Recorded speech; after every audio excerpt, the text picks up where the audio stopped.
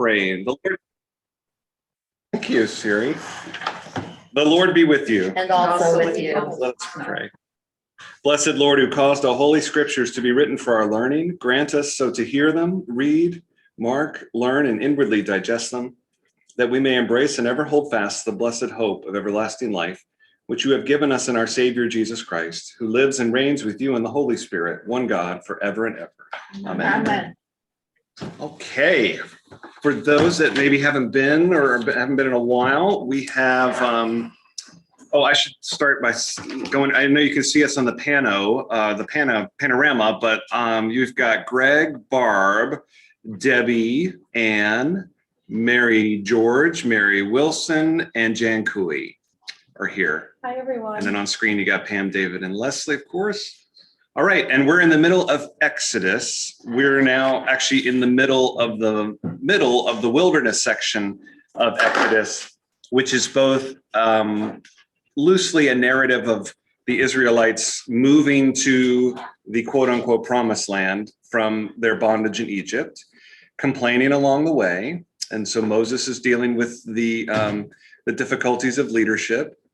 And at the same time, Moses is communicating with God about all of the guidelines, rules, commandments that are going to govern this society that, of course, was already in place by the time this book was written. So in many ways, it's telling something the audience probably already knew, but it's kind of retrofitting it back into the story a bit. So I talked last time that there's really two kind of there's two models of law, basically.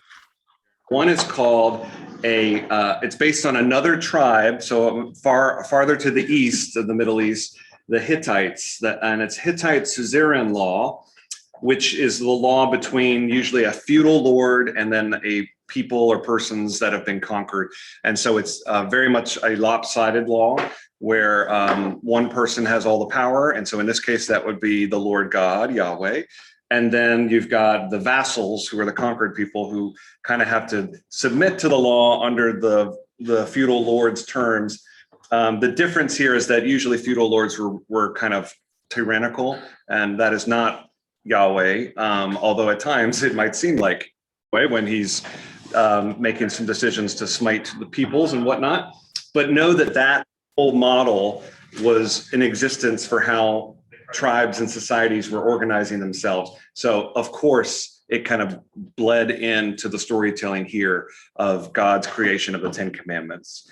But no sooner did God, finish his breath with the Ten Commandments to Moses, did we start getting into casuistic law or case law, which are basically all of the conditions. So kind of conditional things that address specific situations, and many of them are commenting on or pushing back on the Ten Commandments, which we were taught in Sunday school as little kids was a no-no. The Ten Commandments were hard and fast rules.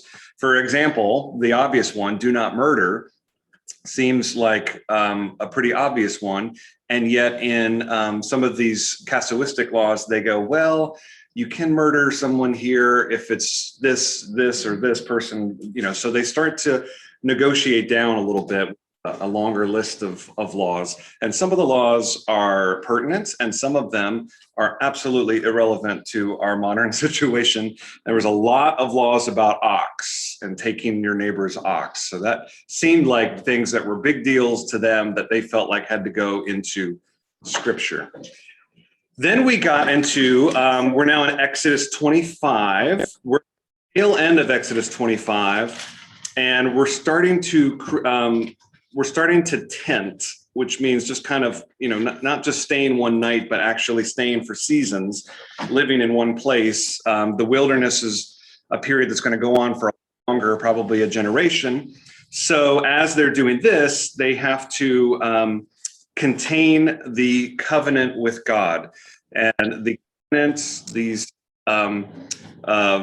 laws that we've been going through are being put into a golden case with a whole lot of description.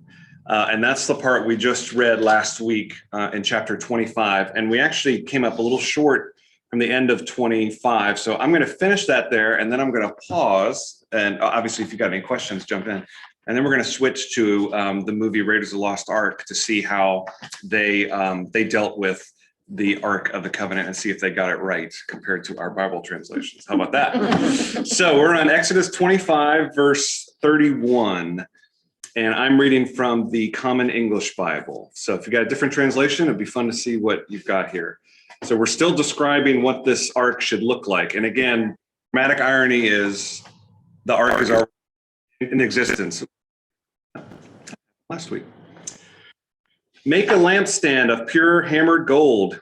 The lampstand's base, branches, cups, flowers, and petals should all be attached to it. It should have 6 branches growing out from its sides. 3 branches on the one side of the lampstand and 3 branches on the other side of the lampstand. One branch will have 3 cups shaped like almond blossoms, each with a flower and petals. And the next branch will also have 3 cups shaped like almond blossoms, each with a flower and petals. So it will be for the 6 branches that grow out of the lampstand. In addition, on the lampstand itself, there will be 4 cups shaped like almond blossoms, each with its flower and petals. There will be a flower attached under the first pair of branches, a flower attached under the next pair of branches, and a flower attached under the last pair of branches. So it will be for the 6 branches that grow out of the lampstand. Their flowers and their branches will be permanently attached to it. The whole lampstand should be one piece of pure hammered gold. Make it 7 lamps and set up its lamps so that they direct their light in front of the lampstand. You should also make its tongs and fire pans out of pure gold. All these items should be made from pure gold, weighing 1 kikar, Kikkar in my book. See to it that you make them according to the blueprint for them that you were shown on the mountain. Okay, so presumably God, dropped a little blueprint down, rolled up. Hi, Dan, come on in. So, okay, that concludes chapter 25, which was predominantly the description of how this ark is to look. Okay, returning to the 1981 movie celebrating its 40th anniversary, Raiders of the Lost Ark. I did a test of this earlier, so this should work, he says now. This is an exposition scene in the movie. And for those who don't remember, it's the first Indiana Jones movie, and it is called Raiders of the Lost Ark, which now has new meaning if you've been reading Exodus. And in this sequence, Indiana Jones, played by Harrison Ford, is he's reclaiming valuable artifacts by night and a professor at a university in San Francisco by day. And here he is approached by some men from the government, some feds, who have come to let him in on something going on with the Nazis. This takes place in the late 1930s. And it's going to turn out it has to do with the Ark of the Covenant. And they will find out, I think one of them says, we came to the right person. Indy knows his history. So it's an exposition scene in the movie, but as exposition scenes go, that's a scene where you explain basically all the stuff that you need to know in order to enjoy the movie, right? In a Mission Impossible movie, it's where Tom Cruise says, here's where the bomb is, and here's how we're going to do it, and then you watch them do it. Here, it's just talking, but it's so well acted and so well written, and it's so and it's such the mysterious kind of thing to be looking for, an artifact, that it actually is a really good exposition scene. But since we're studying Exodus, it's going to have even more meaning, and he's going to show them some pictures. And then I'll show a clip after this of what happens when they actually find the ark. Okay. If you remember several weeks ago, we looked at more metaphorically what happens when the ark gets open. So now we're just talking about the ark itself. And here we go. Why don't you sit down? You'll be more comfortable. Thank you. Yes, you're a man of many talents. You studied under Professor Ravenwood at the University of Chicago. Yes, I did. You have no idea of his present whereabouts?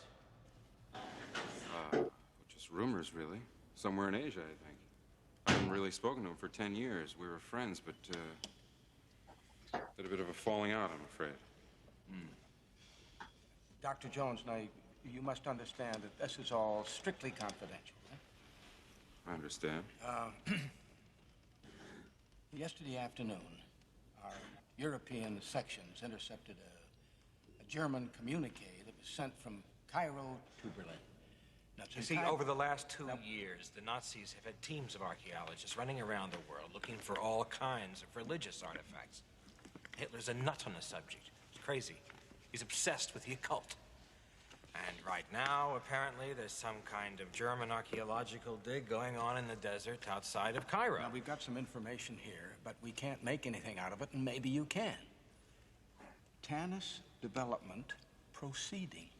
Acquire headpiece, staff of Ra, Abner Ravenwood, U.S.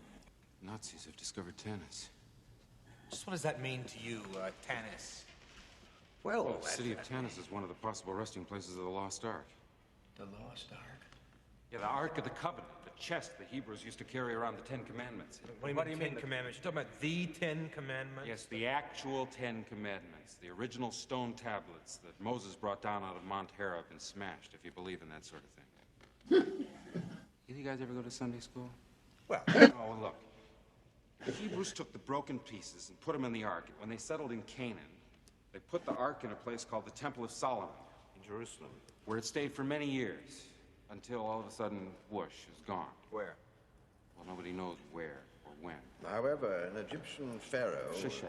yes, invaded the city of Jerusalem around about 980 BC, and he may have taken the ark back to the city of Tanis and hidden it in a secret chamber called the Well of Souls. Secret chamber.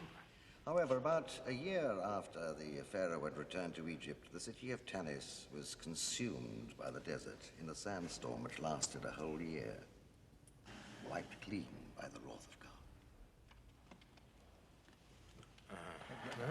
Obviously, we've come to the right men. Now, you seem to know all about this Tanis. No, not really. Ravenwood is the real expert. Abner did the first serious work on Tanis, collected some of its relics. It was his obsession, really. But he never found the city. Frankly, we're somewhat suspicious of Mr. Ravenwood, American being mentioned so prominently in a secret Nazi cable. Oh, rubbish. Ravenwood's no Nazi. Well, what did the Nazis want him for, then? Well, obviously, the Nazis are looking for the headpiece to the staff of Ra, and they think Abner's got it. What exactly is a headpiece to the staff of Ra? Well, the staff is just a stick, I don't know, about this big. Nobody really knows for sure how high, and it's capped with an elaborate headpiece in the shape of the sun, with a crystal in the center. And what you did was you take the staff to a special room in Tanis, a map room with a miniature of the city all laid out on the floor. And if you put the staff in a certain place at a certain time of day, the sun shone through here and made a beam that came down on the floor here and gave you the exact location of the Well of the Souls. Where the Ark of the Covenant was kept, right? Which is exactly what the Nazis are looking for. Now, what does this ark look like? There's a picture of it right here.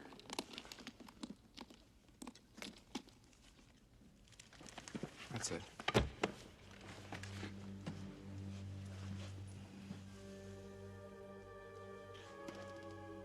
Good God.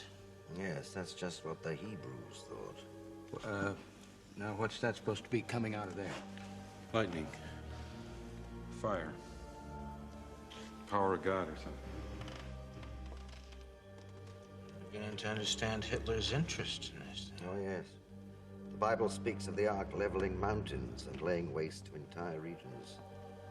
An army which carries the ark before it is invincible.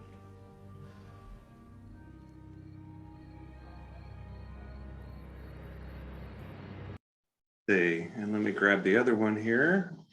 So then later in the movie, of course, they find the Ark, spoiler alert, but this doesn't give the end of the movie away. I already did that earlier. There's no dialogue really in this scene, but all right, hang on. Oop. Hang on. Stop the share. Sorry, everybody.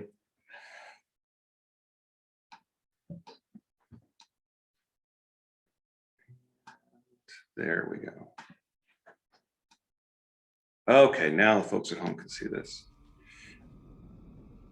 Now Indiana Jones and his friend here are in Cairo. They found that Well of the Souls, and there's the Ark.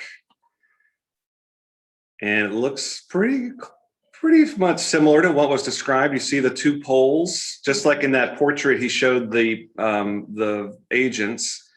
That's kind of used to carry it. It has kind of a lid. It has all that gold ornamentation. So I don't know about the lampstand. That didn't seem to make the cut in the movie. Didn't see a lampstand either.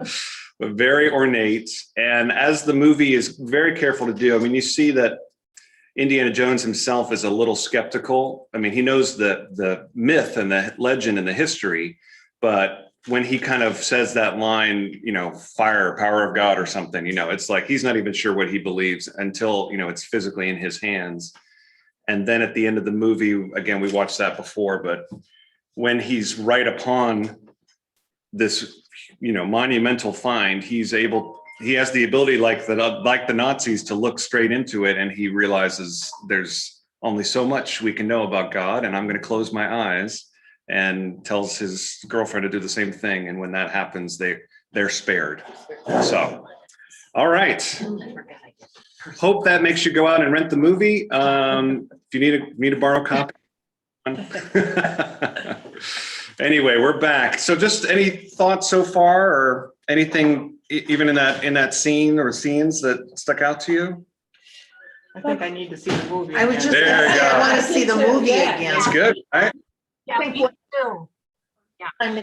Really? No, I didn't get it was very exciting and all that, but I didn't get the inner meaning. of it. Right. Mhm. And the ark in that movie, like the Grail in the third movie, the Holy Grail, both of them are if you want to impress your friends at cocktail parties, this is called a MacGuffin. MACGUFFIN. Does anybody know what that word means, or have you heard that before?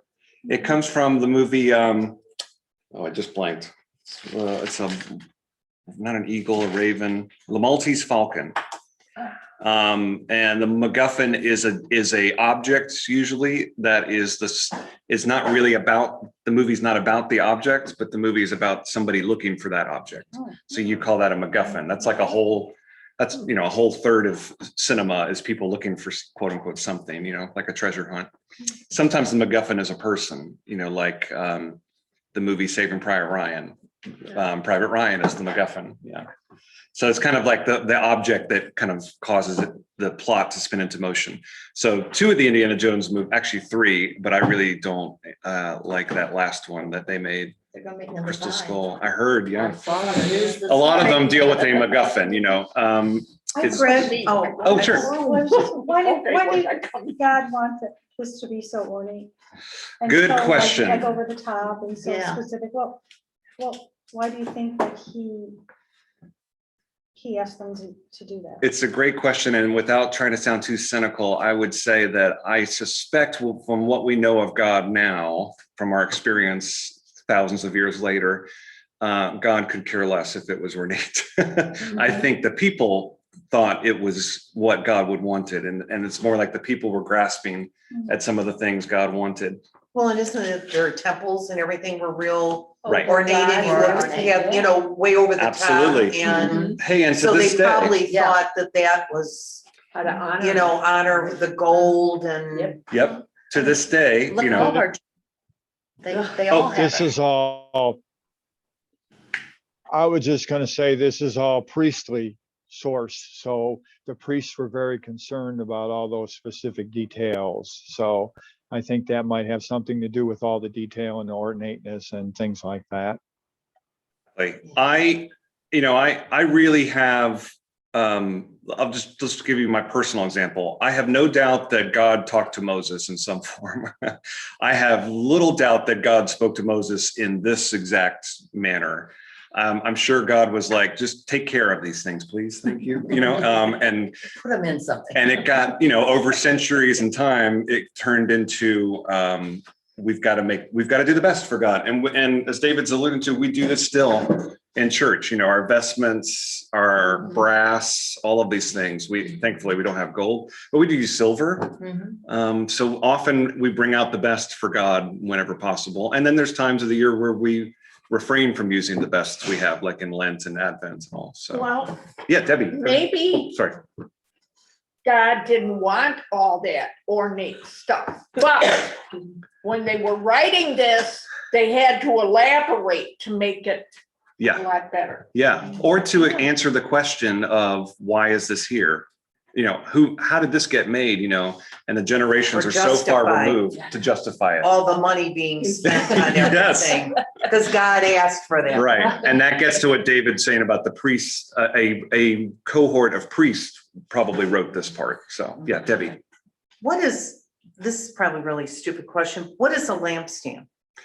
I think it's exactly what it sounds like. I think it was something to kind of illuminate the ark. When they pulled it out in that scene there, it's glowing a bit. And I've always think, as much as I love that movie, I'm like, where's that light coming from? I think that's intentional. But I think that the lampstand was supposed to keep it always lit, a little bit like Kind of like a floor lamp today. Right. That's exactly. that's A what floor I've lamp. always envisioned. So it like as. something It's that like would a hold floor the lamp. oil and. Yeah. so they Exactly. could- But we'll see very shortly that things get even more elaborate. And then suddenly it's, no one can look at the ark. Obviously from the movie, no one can look at the ark when it's open. Now it's like no one can look at the ark except select few. So then you start building a little fortress around it. But we've done the same thing with our tabernacle. Absolutely. I mean, before it was only you could have opened that tabernacle. Yeah. Now any of us can Yes. and make sure. It things in still there could are only right. be me, but you're lucky I'm not super high church. 'Cause, I Yeah, could know, say, oh right. no, only the priest When I can was touch. downtown Yeah. at Christ Church, it was high church. And we on the Altar Guild could not open the Right. tabernacle. And in Anglo-Catholic churches and Yep. Catholic churches, Yep. they even do of the worship service Mhm. to do a procession of the leftover Oh. wine and bread to that Mhm. tabernacle, right? Whereas I do it. I've seen sometimes I that leave done it at out. downtown Christ Church. Yep. I mean, they were very high church. Even allowed near the altar except for Yeah. communion. I Right, mean, the altar yeah. boys and the priest, but nobody else could go behind that railing. But All- that's kind of comes from the Jewish tradition too, because they had the curtain. Yeah, And remember when Christ they still died, the do. curtain split right. to open it up to the general public. Exactly. Yeah. So it's so far removed from, modern society as this book is, you also can see how some of the things we do, even in our own worship, remain intact Mhm. to this day. Just the Imagine reverence. Coming down that many thousands of years. Right. And, I'm often trying to preach or teach that God really doesn't need all that, but if it makes us happy and it gives us access in our minds to God, this helps us get in the mood, so to speak, then so be it. I Yeah. think it is for us. And I think, Yeah. well, and you know how I am with Altar Guild. I'm very much, Mhm. and it's because I was Yeah. instructed in high church. Exactly. And so I'm very much, it has to be this way, or it's supposed to be this way. Right. And if you didn't get that instruction, It doesn't it matter. Right. doesn't matter. And often, and I would say this to even the children too, somewhere between barely caring and caring way too much is probably the right thing. to do. Right. Because we do believe the items are blessed, and Mhm. so therefore you have to treat them with a little bit more reverence. Right.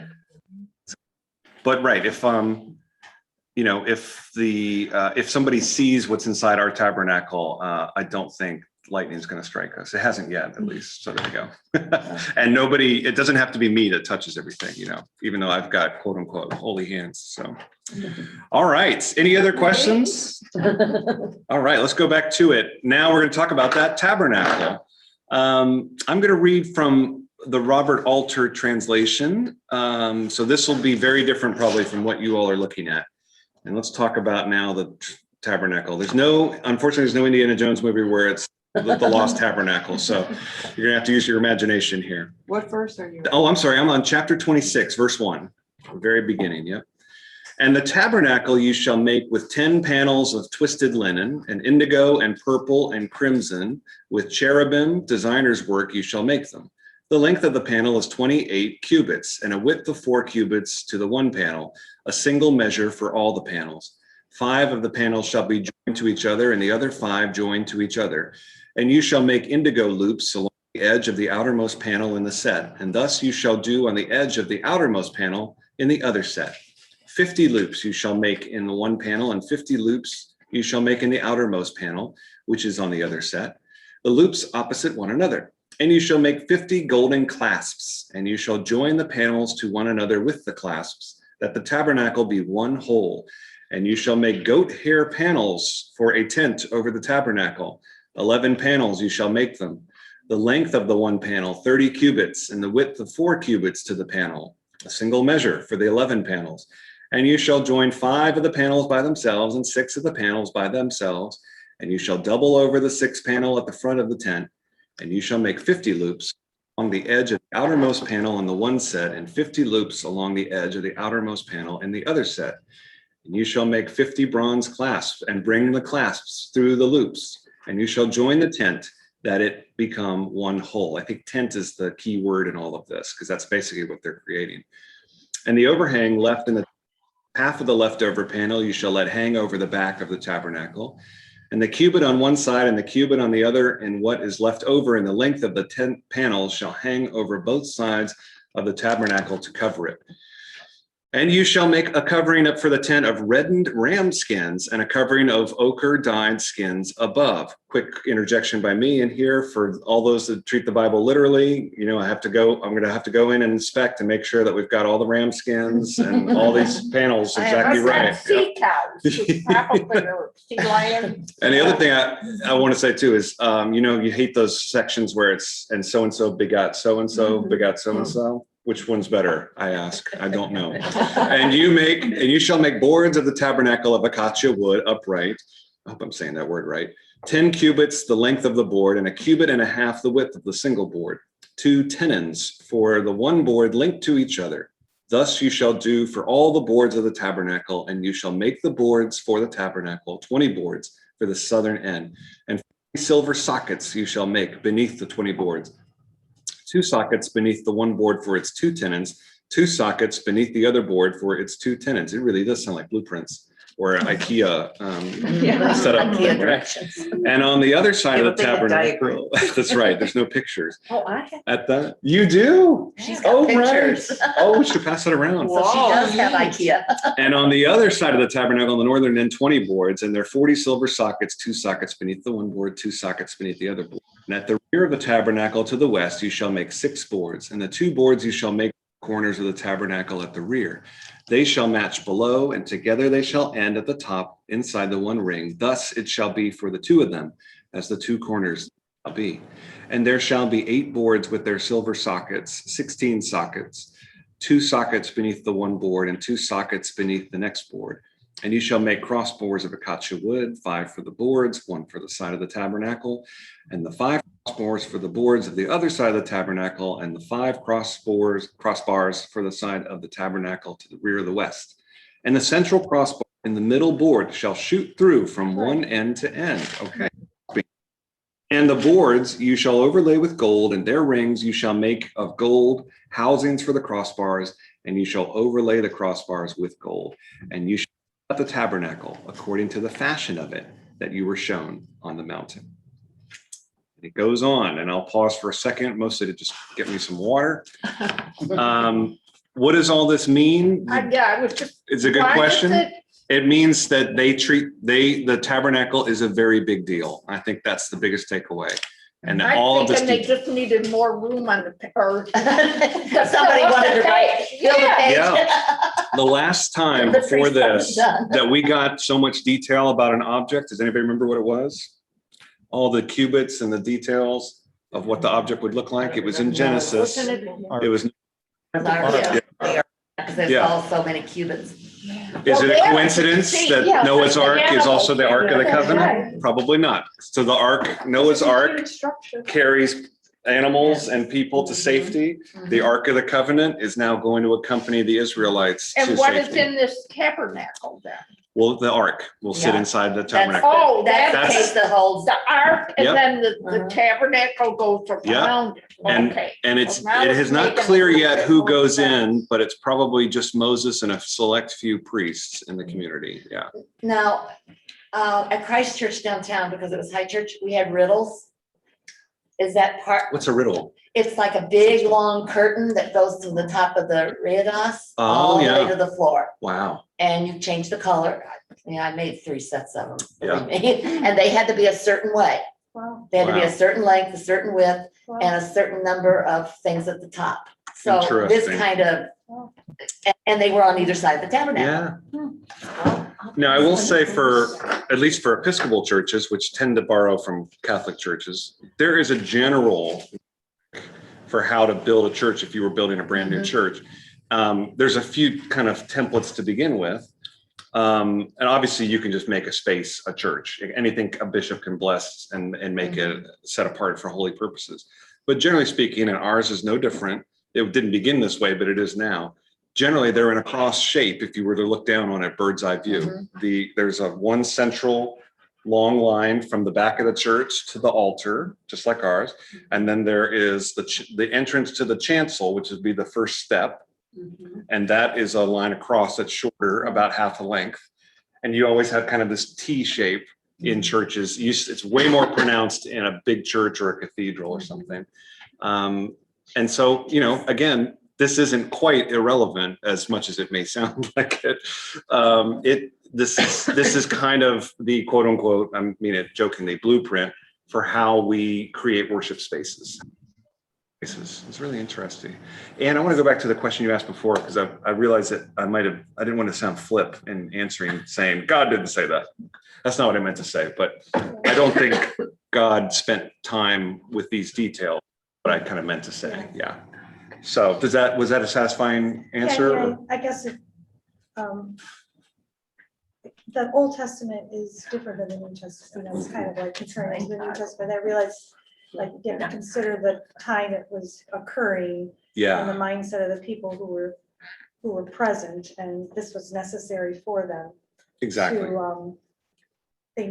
That's what they needed at the time. Yeah. Oh, thank you. And that happens in the New Testament too, that you get, the word I keep using is retrofit, but it's really, David, you might have a better word for it, but just kind of giving some weight to a current context, but you're kind of making it a part of the history when it probably in reality was not part of the history. You're kind of solidifying the legend a little bit. But I have no doubt that this began with, at a certain point, a child, who knows, just going, why can't I see the ark? Think about it in the simplest terms, and I think that'll help. Why can't I go in there? And like a little grandfather goes, well, you can't go in there because that's where God resides. Oh, similar how kids aren't quite grasping what's going on up at the altar, but and some kids think I'm God, which I'm so sorry for that. But, wait till they find out, right? But it's like you're trying to you're trying to express some things to people that is in many ways kind of revising what they previously thought, if that makes sense. Yeah. This is a great little diagram. I'm going to try to show it on. This won't work. I'll take a screen grab and send it to you all at home. But it's got it looks a lot simpler than the description. And I see here they've got a wash button too. That's neat. So you clean your hands going through, which is we still do. Well, we don't do as much. The lavabo, and I wash my hands. Although I do hand sanitizer. That's better than nothing. What were you going to say, David? Go ahead, David. I was just going to say that from my background, a lot of conservative Christians go into great detail about the specifics of the tabernacle and the significance of the colors and the shapes and the dimensions, and they make spiritual applications to that. But the question is where they get that from. It's not clear from the Old Testament, but they are trying to make spiritual application of why these things are so specific. So, but that was always my question. Where do they get this?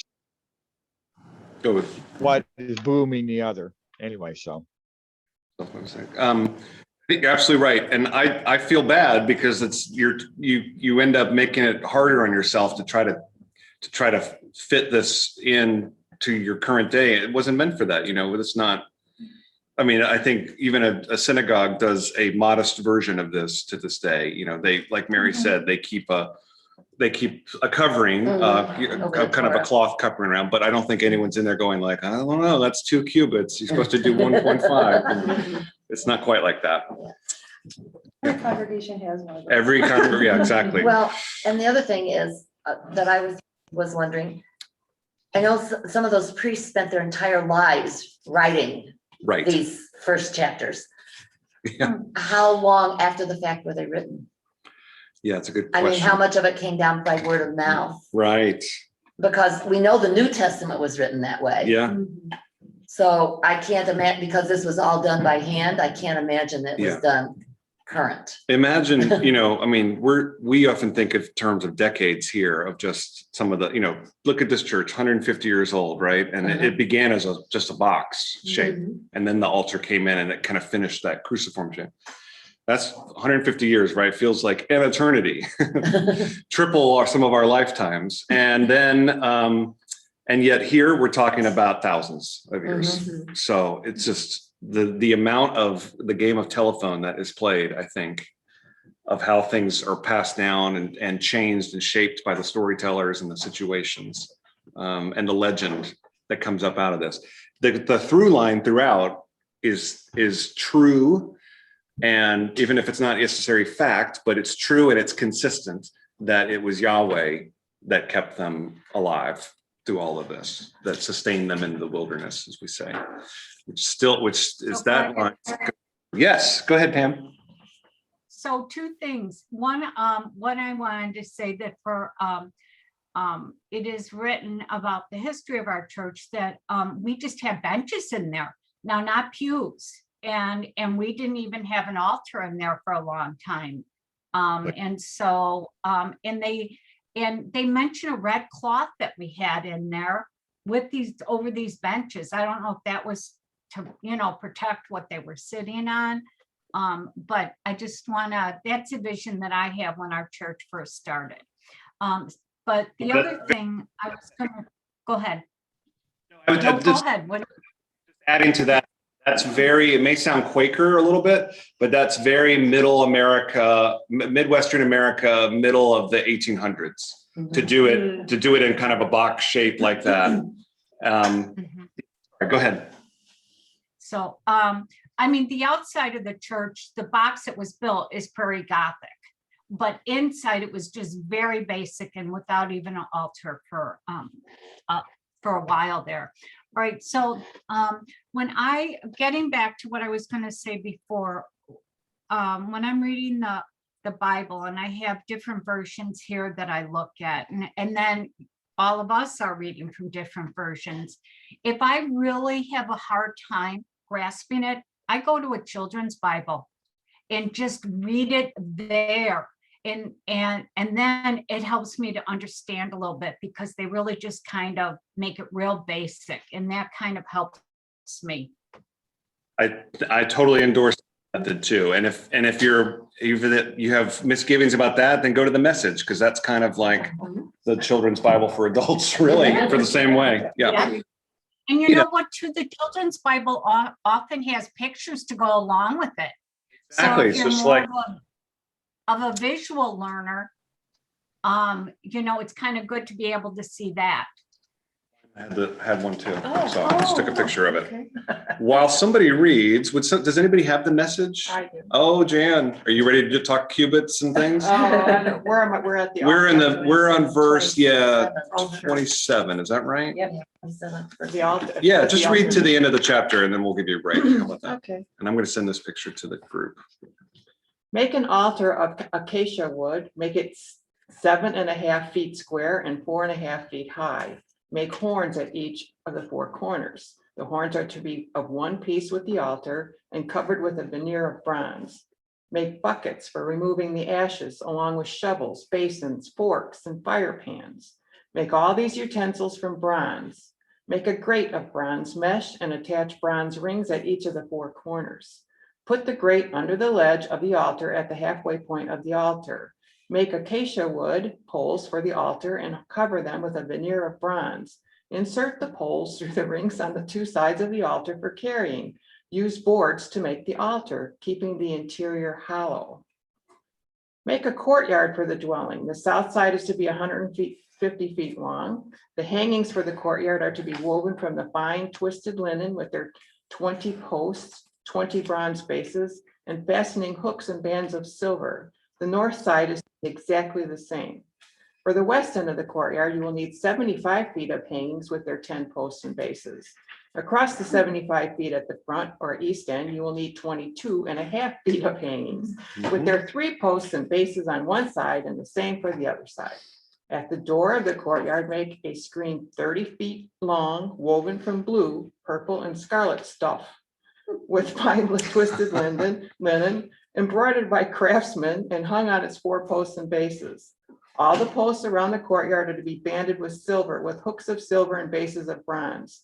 The courtyard is to be 150 feet long and 75 feet wide. The hangings of fine twisted linen set on their bronze bases are to be 7.5 feet high. All the tools used for setting up the holy dwelling, including all the pegs in it and the courtyard, are to be made of bronze. Now, order the Israelites to bring you pure, clear olive oil for light so that the lamps can be kept burning. In the tent of meeting, the area outside the curtain that veils, the testimony, I didn't read that right, but okay. Aaron and his sons will keep this light burning from evening until morning before God.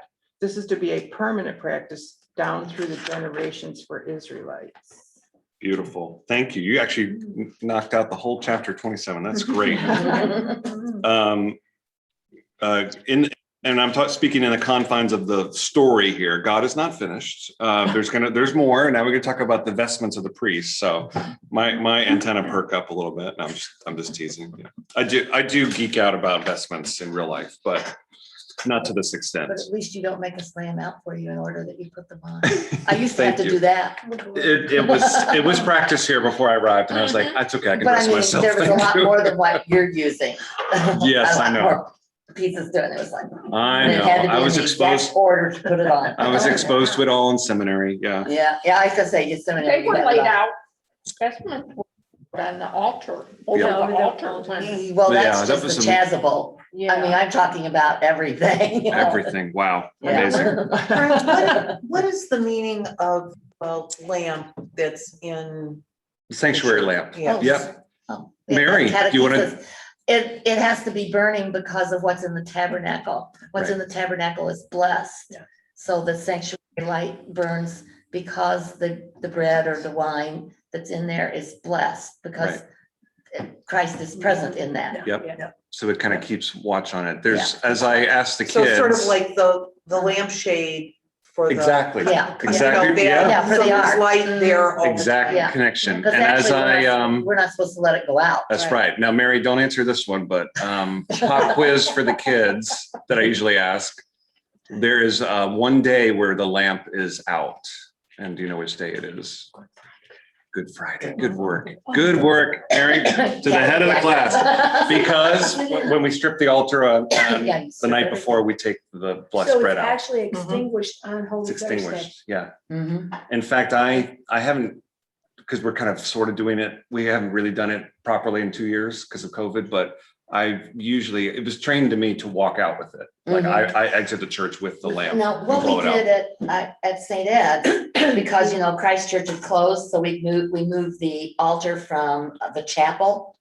And it was in the back, and there was a tabernacle back there, and so the sanctuary lamp was put back there. Right. And was kept burning. And then just to complete the loop, if you're wondering, well, when does the lamp come back on? It's at the Easter Vigil because we created a quote unquote new Make the fire, fire and the right. fire is blessed. And then in theory, COVID aside, because Barb and I had this discussion about what do we do about the candles because no one's here. And I said, I think will give me a pass on this one. Let's let them out. And I took the bread and wine home actually. So there, even still, I tend to be a little more middle of the road. Even still, I was like, I just have something in my gut says I need to kind of keep watch. So I took it home. On Good Friday, when I watched that flame go out, for me, I mean, it's just so symbolic. I mean, it's just so hard to watch it because I know it's supposed to stay lit. Right. There's- It's true. And it's not too far removed from what we're reading now, just the care and the detail and the ritual, the tradition. And then, basically it's why I'm always trying to convince people to participate in those 3 services that week, because we just kind of blow it up, basically, so to speak. It's just so powerful. And do some of our colors for the seasons come from some of this? Because it's very specific with color. No, that's a good question. I don't know if it comes directly, but these are colors. I'm looking at the words here. Gold, would be for Christmas and Easter for Right. sure. And the scarlet, the Indigo, purple. indigo and purple are kind of the same thing, Mhm. but purple definitely is a connotation with regality. So kingship, queenship. Mhm. So we use that in Lent, and it's in an ironic sense because it's he's a humble king, not one of these kings. Crimson for sure. Yeah. Crimson looks like blood, so it's often used for blood or fire. Mhm. And then actually, my sponsoring church in Los Angeles, they have, this is an option. Not all of this is tradition. None of this is in the canons for the Episcopal Church. You can really do whatever color you want and a bishop won't come and yell at you. It's all just tradition, but the alternative for purple and Lent is something called, just went right out of my head.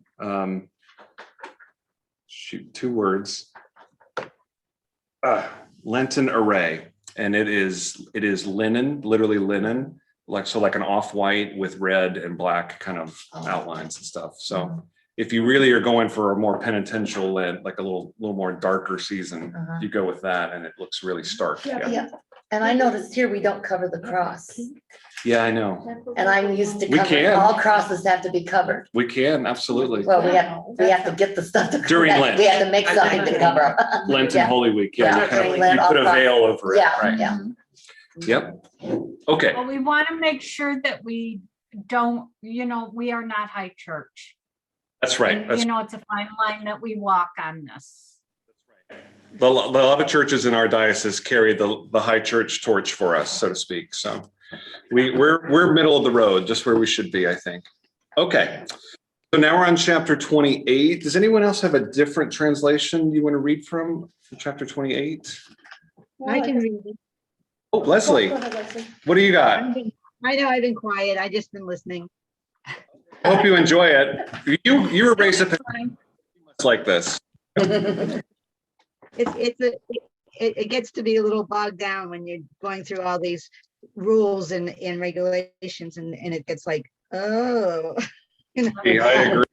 So help us get through it. Okay, I know. I'm going to read from the NRSV, please. Perfect.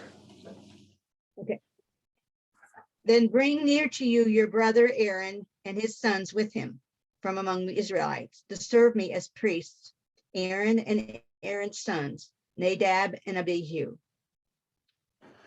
Eleazar and Ithamar. You shall make sacred vestments for the glorious adornment of your brother Aaron.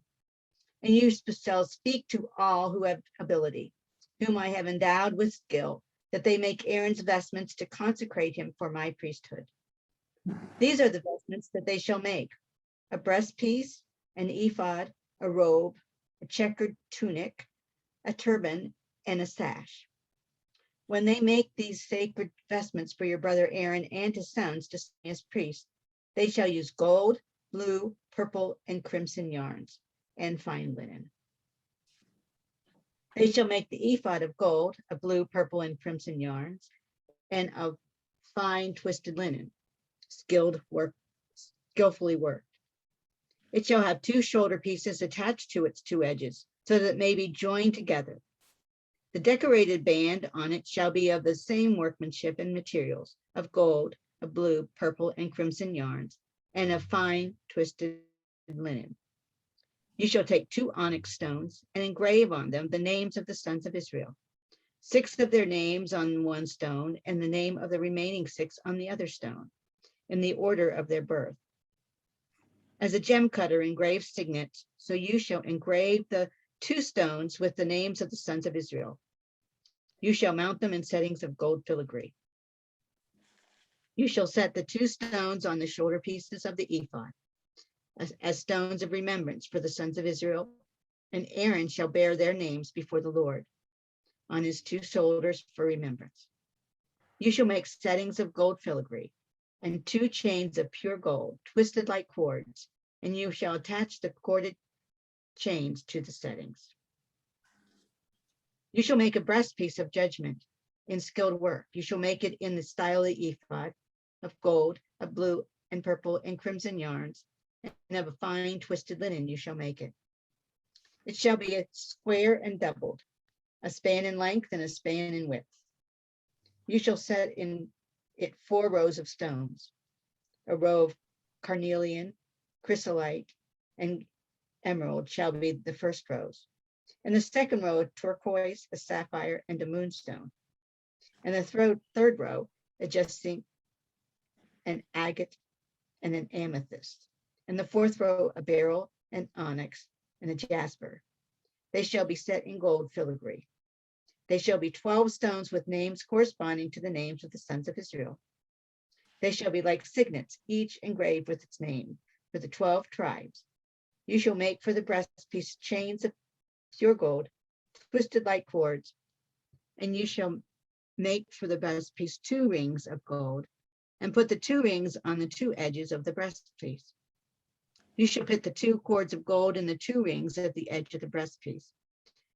The 2 ends of the 2 cords you shall attach to the 2 settings, and so attach it in front to the shoulder pieces of the ephod. You shall make 2 rings of gold and put them at the 2 ends of the breastpiece on its inside edge next to the ephod. You shall make 2 rings of gold and attach them in front to the lower part of the 2 shoulder pieces of the ephod, at its joining above the decorated band and the ephod. The breastpiece shall be bound by the rings to the rings of the ephod with a blue cord, so that it may lay on the decorated band of the ephod, and so that the breastpiece shall not come loose from the ephod. So Aaron shall bear the names of the sons of Israel in the breastpiece of judgment on his heart when he goes into the holy place, for a continual remembrance before the Lord.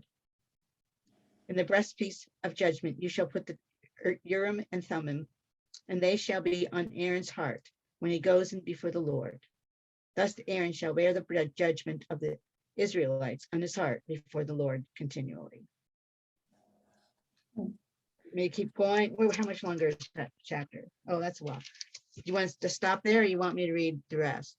Take a pause. Well, I'll rescue you. You did a great work. Can I just ask? Yeah. There's just a lot of things. I wish I had a picture. There's too many things to try to figure out where they go. on the vestment. Yeah. Okay. Question over here. Just when it says put in the chest pendant used for making decisions, the Urim and the Thummim, what is that? Exactly. No idea. What verse number is that? 30. 30. Let's I don't see. even know those words. I don't know. Oh, let's see. It's 30. supposed to go over Aaron's The Urim and the heart. Thummim, some combination of light and dark stones or dice that the priest would pour out of the pendant onto his lap. Oh, it's the- not a person that. It's interesting. Yeah. The But it's worn particular. over his heart. Yeah. The Aaron's particular heart. combination of stones would determine God's answer to an important question that human leaders couldn't adequately answer for themselves. A bit like So what we how call the- casting lots. So how the stones fall answers the question. Yeah, yep, Like exactly that right. magic 8 ball. Yes, Shake it that's and exactly then right. Just like whatever a magic is- eight ball. Okay. Woo, yeah. So basically, Aaron, and it's not done. The next chapter is going to do it.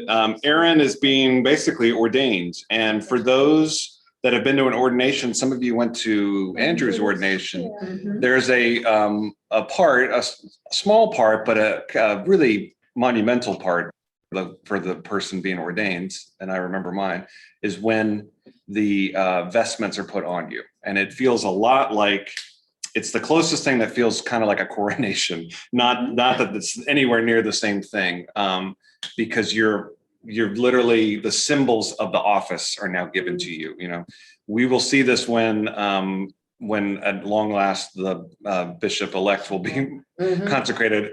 As you can imagine, the vesting of the bishop is far more elaborate, and we've got a whole. This is part of the stuff I'm deeply involved in. There's a whole list and order of things that get put on her, including the mitre. And then there's some symbolic things that are given to her: a ring, a book, the staff, which is called a crozier, and that's the last one. It's supposed to be the last one, and that's supposed to be from the previous bishop. So Bishop Lee will be there and hands her the crozier. And at least we stopped all this. So this is, don't put this on social media or anything. This is a secret. But all the previous bishops are going to be there of Chicago that are living, which is all 3 straight white men.